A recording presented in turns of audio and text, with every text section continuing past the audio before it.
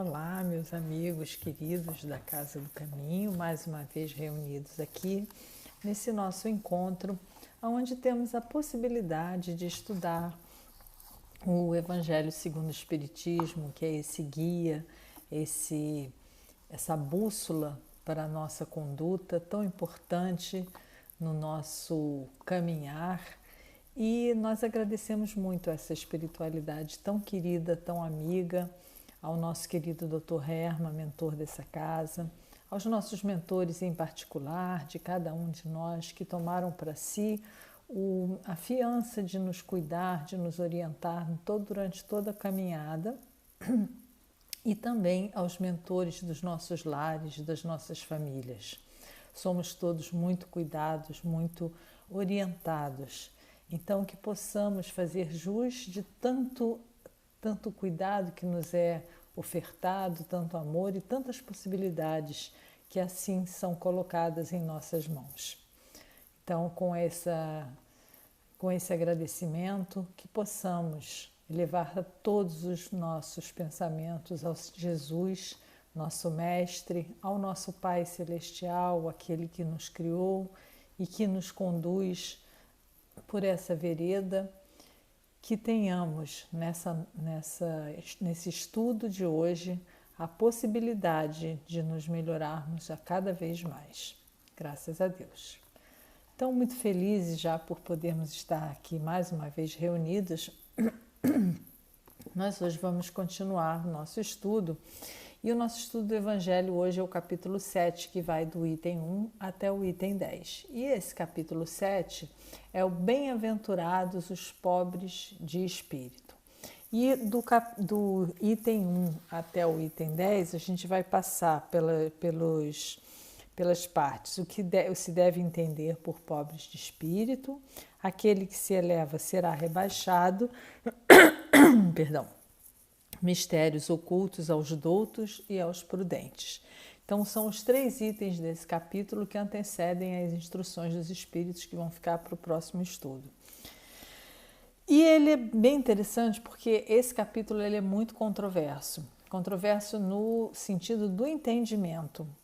A gente precisa entender o quê? Há 2000 anos, há mais de 2000 anos, quando Jesus veio trazer esses ensinamentos, eles foram passados aos apóstolos eles foram transmitidos para outros tantos, e assim veio atravessando o tempo, e muitas traduções foram sendo feitas em cima desse texto elaborado pelos apóstolos.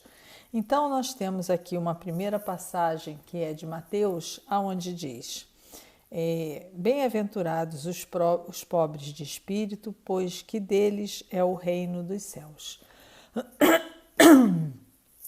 O que a gente pode entender que Jesus queria dizer quando ele se referia aos pobres de espírito? Existe durante muito tempo um entendimento pejorativo, equivocado sobre pobres de espíritos. A gente já ouviu muito na nossa caminhada, talvez até na nossa infância, alguém falando assim: fulano é um pobre de espírito, se referindo a alguém que era, digamos, desprezível, ou que não tivesse a compreensão do entendimento de alguma coisa. E não é exatamente isso. Jesus se referia aos humildes, porque os humildes são aqueles que não possuem o quê? O orgulho. Né? Então, a gente já pode se enquadrar numa faixa onde, se a gente já vem trabalhando a nossa mudança pessoal, onde a gente quer melhorar, nós ainda estamos muito longe de sermos pessoas humildes, porque ainda possuímos orgulho. E humilde na sua integridade é aquele que não tem mais essa chaga no seu espírito, no seu íntimo, já não possui mais o orgulho. E todos nós somos seres orgulhosos, porque como ainda estamos em início de caminhada, o orgulho, ele é o pai do egoísmo. Ele foi importante num dado momento da nossa passagem pelos planetas, né? Principalmente no período primitivo, porque nós precisávamos sobreviver. Então nós tínhamos que pensar em nós mesmos primeiro, nos perceber como seres e ir em busca tanto do alimento quanto do abrigo, dos nossos, pela nossa própria. Não haveria como existir o sentido de solidariedade no início de uma trajetória. Então, como nós ainda estamos muito longe, né, do final, mas mais próximos aqui do início, nós ainda trazemos esses traços muito claros no nosso comportamento. E o que nos difere? O que nos difere é que hoje nós já temos o conhecimento que nos habilita e nos possibilita que a gente trabalhe para modificar isso em nós. Aquilo foi importante num dado momento, tal qual uma criança que necessita da mão do pai e da mãe para aprender a caminhar, e depois de um tempo não mais. Então, esse desligamento desse sentido de orgulho já não nos cabe mais hoje em dia. E nessa frase, bem-aventurados os pobres de espírito, o que é ser pobre? Né? Isso a gente precisa ter isso claro. O que é ser pobre? Bom, ser pobre é ser desprovido de alguma coisa. Pode ser pobre no sentido material, ou seja, é aquele que por não ter nada, ele mendiga alguma coisa. Então, o que é o pobre de espírito? É aquele que mendiga as questões do espírito. Por isso Jesus diz os bem-aventurados, porque aquele que não tem, que reconhece que não tem, que tem a humildade de se identificar, que ainda não tem o entendimento do que é o espiritual na sua plenitude, mas que busca, mas que vai atrás, que está querendo conhecer. Ou seja, nós somos mendigos do espírito quando nós nos entregamos à doutrina e estamos indo em busca de um conhecimento maior. Mas para isso precisamos também associar a humildade.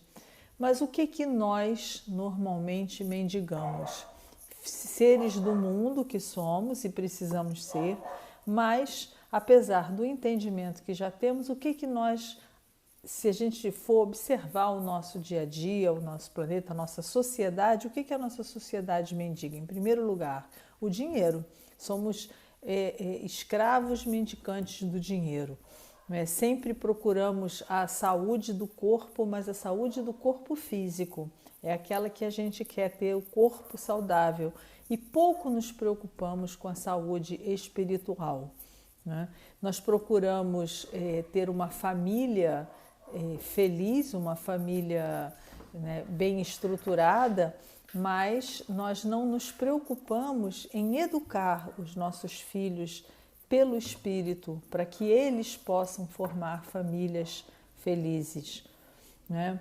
Nós procuramos ter algum tipo de poder, como se o poder do mundo nos garantisse que nós venhamos a ter uma pseudo-estabilidade e que isso vai nos trazer uma paz.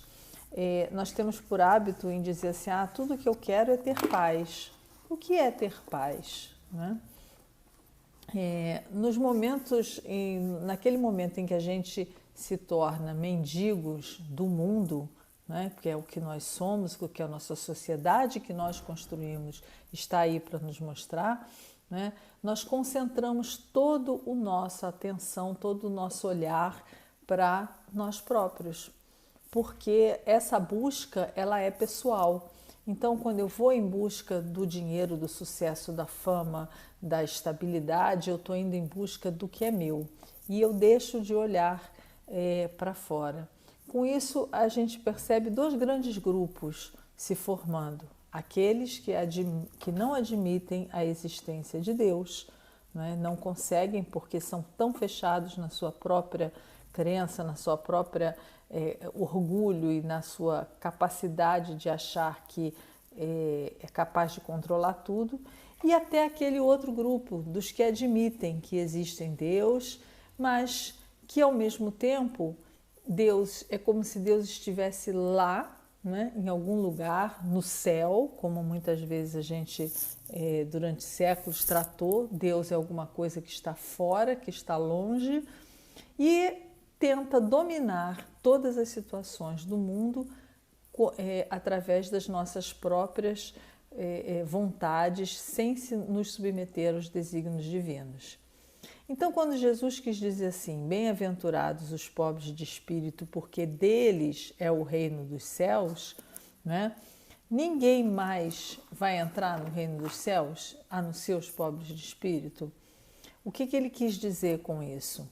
Nós, na nossa condição em que nós nos encontramos, né, assim, tão voltados para a materialidade, não estaríamos habilitados a entrar no reino dos céus. Porque o reino dos céus, na verdade, isso nós já sabemos, não é algum lugar físico onde a gente possa atravessar um portal, e sim a paz interior. O reino de Deus está dentro de cada um de nós. Então, para todos, absolutamente para todos, o reino estará sempre de portas abertas. Mas a gente só vai atravessar esse portal interior quando nós estivermos em condições de usufruir esse reino de Deus. E essa condição está diretamente associada à humildade. Quando eu me humildo, eu consigo perceber que existe essa saída e consigo perceber a verdadeira realidade, a verdadeira felicidade. Então, daí Jesus dizer que é preciso ter simplicidade de coração e humildade de espírito. Diante de qualquer situação, a melhor virtude sempre será a humildade e o pior vício, o orgulho. Se a gente colocar numa balança a humildade e o orgulho, a gente vai começar a entender a grande diferença que existe entre isso.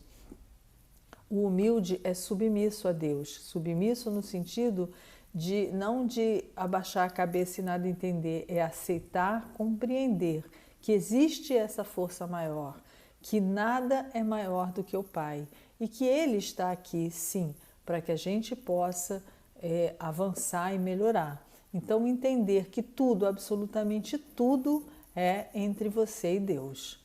E o orgulhoso, como é que ele vê? Ele é um revoltado, porque normalmente ele, primeiro, é revoltado contra Deus porque ele é caprichoso e as coisas não acontecem da forma como ele gostaria.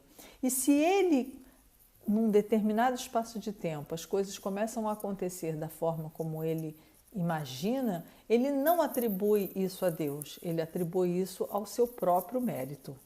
Então a gente vai vendo uma grande diferença. O humilde trabalha sempre com a aceitação. Tudo que lhe vem, ele aceita. Como Francisco de Assis, que aceitava todas as situações que lhe aconteciam, assim como quando perguntaram para ele se ele fosse desencarnar naquele momento em que ele varria o quintal, o que ele faria se ele soubesse que iria desencarnar? E ele disse: eu vou continuar a varrer. Porque a plenitude, a serenidade do estado dele permitia a ele esse comportamento. Já o orgulhoso, ele se revolta, porque na hora que ele sabe que vai, por exemplo, desencarnar, ele não quer, ele se apega, ele fica revoltado com o mundo, porque eu, porque comigo, porque com os meus queridos. Então, existe uma revolta muito grande. O humilde tem alegria no seu viver, alegria nos momentos felizes e uma alegria interior, mesmo nos momentos de dor, porque ele entende que aquilo é mais um passo. Já o orgulhoso, ele se sente o quê? Perseguido, ele fica raivoso, ele reage, ele agride quem está à sua volta. Quando a gente percebe uma pessoa raivosa, ali está uma grande casca de orgulho, alguém que não consegue compreender uma determinada situação. O humilde tem a seu favor a fé, porque ele acredita em toda a plenitude. Se ele sabe que ele não é capaz de nada e sim Deus é capaz de tudo, a fé o sustenta. A fé de que Deus irá auxiliá-lo, de que toda aquela estrutura, que existe uma grande engrenagem trabalhando a seu favor. Já o orgulhoso, como se sente injustiçado, ele fica muito indignado. Não é? Então é o orgulho gritando muito alto. E Para o humilde, ele olha para aquele irmão e percebe que ali está alguém que ainda não compreendeu, mas que certamente no seu tempo irá compreender. Então, quando a gente começa a analisar essa diferença entre a humildade e o orgulho, a gente percebe como é muito mais sereno para o humilde poder transitar pela vida e atravessar e conseguir entrar no reino de Deus. E aí os discípulos perguntaram para Jesus: quem é o maior no reino dos céus? E Jesus lhe respondeu: aquele que se humilhar e se tornar pequeno, como essa criança será o maior no reino dos céus. Aí tem uma passagem aqui, que é também de Mateus, e ele fala: aquele, portanto, que se humilhar e tornar pequeno como essa criança será o maior no reino dos céus. E aquele que recebe em meu nome a uma criança, tal como acabo de dizer, é a mim mesmo que recebe. Ou seja, por que ele estava comparando uma criança ao humilde? A comparação que Jesus quis trazer é a figura da criança, não é? Da inocência, da espontaneidade, daquilo que sai do íntimo. A criança com fome pede comida, a criança com sede pede a bebida, a criança com sono chora, a criança que tem vontade de amar, abraça e demonstra a sua alegria e seu amor. Então, a criança ela não espera nada em troca, na verdade, ela tem a simplicidade, né, que é capaz de brincar com um grãozinho de areia e um graveto e ser feliz, assim como é capaz de ser feliz simplesmente por estar no colo do Pai, que é como nós deveríamos nos sentir, felizes por sermos todos filhos do Pai e protegidos em seu colo maior. E ele segue em Mateus também uma outra passagem onde ele diz: o Filho do Homem não veio para ser servido, mas para servir e dar a vida pela redenção de muitos. E ele diz assim: Jesus entrou em dia de sábado na casa de um dos principais fariseus para ir fazer a sua refeição. Os que lá estavam o observavam. Então, notando que os convidados escolhiam os primeiros lugares, propôs-lhe uma parábola dizendo: quando fordes convidados para bodas, não tomeis o primeiro lugar, para que não se suceda que, havendo entre os convidados uma pessoa mais considerada do que vós, aquele que vos haja convidado venha dizer-vos: dai-vos o vosso lugar a este, e vos vejais constrangidos a ocupar, cheios de vergonha, o último lugar.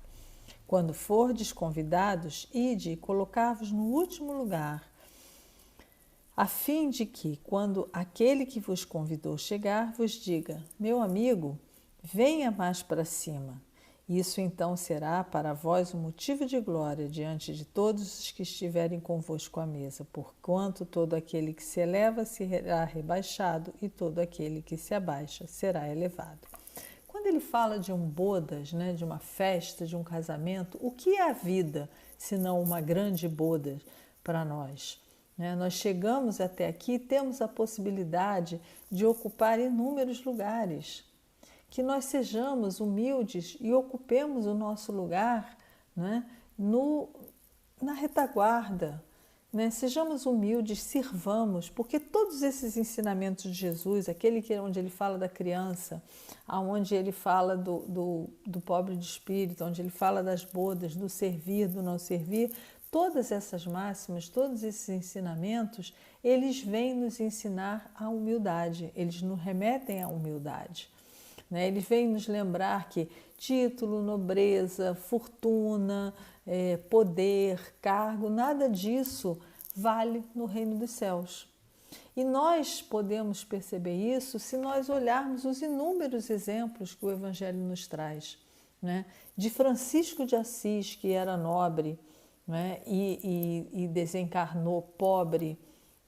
E se também assim tivesse, abriu mão de tudo pelo entendimento que ele teve dos verdadeiros valores. Chico Xavier, que já veio pobre a esse mundo e que serviu durante toda a sua vida e foi recebido por Jesus no reino maior. Então, Bezerra de Menezes, que também recebido por Maria, que ofertou a ele a possibilidade de ir para um plano maior e melhor, e que não aceitou porque quis servir a todos aqueles que aqui ainda se encontram em sofrimento. Vamos pensar aqui, por quem que nós gostaríamos de ser recepcionados quando chegarmos no plano espiritual? Porque nós seremos recepcionados, obviamente, não por Jesus. Não temos essa grandeza de sermos recepcionados nem mesmo por Francisco de Assis, nem mesmo por Maria de Nazaré, muito menos por Maria. Mas nós seremos recepcionados pelos nossos mentores. Se assim nós conseguirmos perceber que eles que aqui estiveram servindo o tempo inteiro na nossa caminhada, estão lá para nos receber, que sejamos gratos nesse momento. Vamos pensar nisso, por quem nós queremos ser recebidos no plano espiritual. Nós aqui da Casa do Caminho, não sentemos e achemos que o Dr. Hermes estará lá recebendo. Eu até acredito que sim, pela bondade e amor que esse espírito de luz se propõe e nos recebe com tanto carinho em sua casa, que talvez ele se disponha, mas nós não temos o tamanho ainda, nem para que o Dr. Herman nos receba, mas que possamos fazer um pouco mais, servir um pouco mais, aprendendo com esse espírito que quando nos encontra, e isso me faz sempre lembrar nos nossos encontros presenciais na casa, que o tempo inteiro, da hora em que ele se apresenta, através da mediunidade da nossa querida Alba, até o momento onde ele se despede, mas não nos deixa, ele está servindo. Que a gente aprenda essa lição. E, para finalizar esse último item, mistério oculto aos doutos e prudentes, aqui no item 7 diz assim, que é mais uma passagem de Mateus. Disse então Jesus essas palavras: graças te rendo, meu Pai, Senhor do céu e da terra, por haverdes ocultado estas coisas aos doutos e aos prudentes, e por as teres revelados aos simples e aos pequenos. Quem eram os doutos? Qual era o sinônimo de doutos? Doutos eram os sábios, aqueles que tinham muita cultura. Deus deixa para esse grupo de grandes estudiosos, a pesquisa das ciências, os segredos da terra, e revela para os humildes e simples os segredos dos céus, porque os segredos dos céus eles serão entendidos não por aqueles que têm todo o conhecimento terreno do mundo, ele também pode ser entendido por esses, mas ele facilmente irá tocar o coração dos sofredores. E é assim até hoje, quando a gente percebe, quando a terceira revelação chegou no mundo, não houve uma imposição dos espíritos de querer impor a doutrina dos espíritos. Ela foi acontecendo, ela foi aparecendo.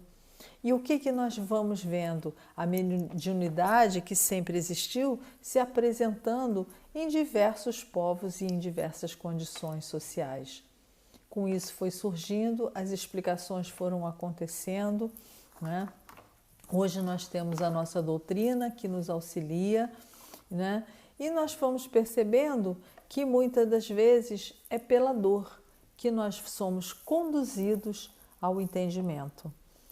Quantos de nós, a grande maioria, sejam nos centros espíritas, sejam nas igrejas, sejam nos templos, sejam nas agremiações religiosas, é pela dor a que a grande maioria chega em busca do conhecimento. Por quê? A dor não é um castigo.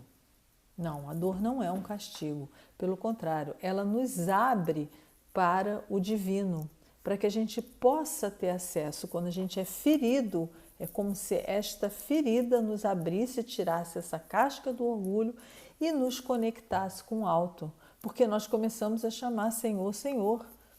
Mas não é porque a dor é boa, a gente não tem que olhar, né? Existe um conceito assim, geralmente o espírita acha que a dor, que morrer é bom e que a dor é boa. Não, não se trata disso. A dor não é boa nesse sentido que a gente entende no mundo de boa, mas ela nos habilita para algo que a gente ainda não tem na plenitude, que é a humildade. Porque quando a gente está muito doído, porque quando a gente está muito machucado, né? Porque quando a gente está muito ferido, a gente se ajoelha. E aí nessa hora que a humildade aparece, que a gente fica pequeno, que a gente se sente incapaz, né, de seguir em frente. E somente a mão de Deus é capaz de nos segurar. Não tem consolo humano, não tem entendimento, não tem livro, não tem conhecimento, não tem ciência que nos ajude que não o consolo do Pai. E aí é nessa hora que quando a gente se vê assim muito pequeno, muito jogado no chão, né, mínimo mesmo, muito incapaz de fazer qualquer coisa, que essa força que Deus traz e que Ele adentra por essa ferida, né, essa que nos coloca em contato com Ele, é nessa hora que a gente mendiga o amor dele e Ele se faz presente. Sempre, Ele sempre se fará presente. Nesse momento que Ele se faz presente, que a gente permita que Ele entre através dessa ferida, a gente se agiganta. Parece que um ser imenso adentra dentro de nós. Não tem hora, não tem lugar, não tem condição social. Nós somos inundados pelo amor de Deus, pelo amor pleno, por essa paz interior e aí assim por uma serenidade que muitas vezes nos causa muita estranheza da gente pensar e olhar assim, nossa, como é que eu consegui atravessar aquela situação serena? É isso, porque a gente se humildou e permitiu que essa luz divina, que essa luz de Deus, que essa plenitude entrasse. E aí nós encontramos essa paz interior. E nesse momento a gente está no reino de Deus. Nós, com certeza, cada um de nós já tivemos uma mínima experiência do reino de Deus, porque já temos condição de tê-la, já temos condição de experienciar. Não ficamos lá, voltamos para o mundo, retornamos para fechamos a nossa ferida, cobrimos ela com um band-aid do orgulho e vamos de novo. Às vezes a ferida volta no mesmo lugar. Então que a gente possa com esse estudo compreender que é nos humildando, que não seja só pela dor, né? Se a dor vier, ok, mas se ela não vier, antes que ela venha, que a gente possa nos humildar, nos ofertar, servir, ser útil, amparar, cuidar, amar, estar aqui de mãos estendidas e corações abertos, para que Jesus possa atuar em nós, para que Deus possa estar sem precisar adentrar pelas feridas, que Ele habite dentro dos nossos corações. E assim, essa força de Deus possa ser emanada de dentro dos nossos corações para tantos que ainda sofrem. Que na graça de nosso Senhor Jesus, nosso querido Mestre, Deus nosso Pai de amor e bondade, nosso querido e amado Dr. Hermann, né, e toda essa espiritualidade dessa casa de amor possa levar nesse momento paz, serenidade, amor e prece a todos os nossos irmãos em sofrimento. Graças a Deus.